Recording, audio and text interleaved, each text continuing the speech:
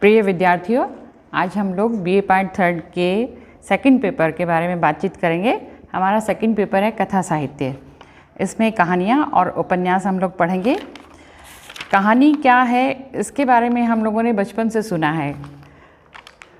आदिम प्रवृत्ति से ही हम लोगों ने देखा है कि कहना और सुनना ये निरंतर प्रक्रिया हमारी चलती रहती है। जब हम बच्चे थे तब भी हम कहानी सुनते थे। कहानी सुनने के साथ हम उसकी हामी भी भरते थे कि हाँ ये चीज़ है, और कहानी में हमेशा एक रोचकता बनी रहती है और एक उद्देश्य छुपा रहता है। इस उद्देश्य और इन रोचकताओं से भरपूर जो गुणग्राह्य चीज़ें होती हैं उनको हम लोगों ने बहुत सारी परिभाषाओं के माध्यम से समझने की कोशिश की है। कहानी की परिभाषा में हम लोग बात कर रहे हैं H.G. वेल्स के अनुसार कोई भी मधुर कथात्मक रचना जो सरलता से 20 मिनट में पढ़ी जा सके कहानी कही जा सकती है। इसी तरह से हडसन हैं, उन्होंने लिखा है लघु कथा में केवल एक ही मूल भाव होता है। उस मूल भाव का विकास तार्किक निष्कर्षों के साथ लक्ष्य की एक निष्ठता से सरल स्वाभाविक गति से किया जाना चाहिए। सबसे प्रसिद्ध परिभाषा जो हम लोग मानते हैं वो है एडगर एलन पो। ये अमेरिका के विद्वान, आलोचक और कवि रहे हैं। इन्होंने लिखा है लघु कथा एक ऐसा आख्यान है जो इतना छोटा होता है कि एक ही बैठक में पढ़ा जा सके, पाठक पर प्रभाव को भी उत्पन्न करने के लिए रचा गया हो। ऐसे ही चेखव ने लिखा है कहानी में साधारण से साधारण का वर्णन हो सकता है। एलरिक का कथन है कि लघु कहानी एक घुड़दौड़ के समान होती है। दौड़ के समान कहानी में प्रारंभ और अंत विशेष महत्वपूर्ण होता है।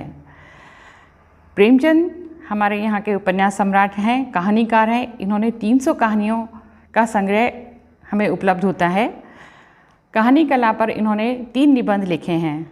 इनकी परिभाषा है गल्प एक ऐसी रचना है जिसमें जीवन के किसी एक अंग या किसी मनोभाव का प्रदर्शित करना ही लेखक का उद्देश्य रहता है।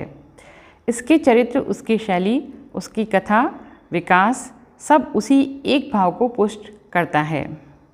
इसी प्रकार जयशंकर प्रसाद ने लिखा है सौंदर्य की एक झलक का चित्रण करना और उसके द्वारा उसकी सृष्टि करना ही कहानी का लक्ष्य होता है। बाबू श्याम सुंदर दास ने लिखा है कहानी एक निश्चित लक्ष्य या प्रभाव को लेकर लिखा जाने वाला नाटकीय आख्यान है। चंद्रगुप्त विद्यालंकार का कथन है घटनात्मक इकहरे चित्रण का नाम कहानी है और साहित्य के सभी अंगों के समान रस उसका आवश्यक गुण है। अज्ञेय मानते हैं कि कहानी एक सूक्ष्म दर्शन मंत्र है जिसके नीचे मानवीय अस्तित्व के रूपक के दृश्य खुलते हैं। जैनेन्द्र कुमार का कथन है कि कहानी तो एक भूख है, निरंतर समाधान पाने की कोशिश करती रहती है।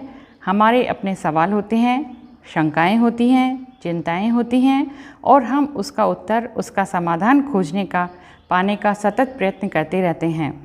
कहानी उस खोज के प्रयत्न का एक उदाहरण है। इसी प्रकार इलाचंद्र जोशी के कथन है कि जीवन का चक्र नाना परिस्थितियों के संघर्ष से उल्टा सीधा चलता रहता है।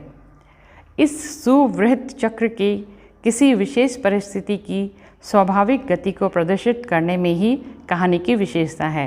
इस प्रकार विद्यार्थियों, हम कहानी के बारे में बहुत सारे विचारकों और लेखकों की बातों को सुना और जाना है। मूलतः कहानी इन बिंदुओं से निकल के आती है कि वो लघु कलेवर में होती है, जीवन के समस्याओं का समाधान उपस्थित करती है, उसमें अनुभूति होती है, संवेदना होती है, कहानी में रोचकता होती है, सरलता होती है और वह हृदय स्पर्शी होती है और बहुत ही कम शब्दों में एक ही बैठक में पढ़ी जाने वाली चीज़ होती है। कहानी में एक सामाजिक विषय वस्तु भी होती है जो अपने आकर्षण से और सशक्त शिल्प विधि के कारण पाठक को बांधने की क्षमता रखती है। हम जीवन की समस्याओं का समाधान इन कहानियों के माध्यम से पाते हैं और आगे हम लोग अपने विषय के अनुकूल जितनी कहानियाँ हमारे पाठ्यक्रम में हैं वो हम धीरे धीरे करके पढ़ेंगे। धन्यवाद।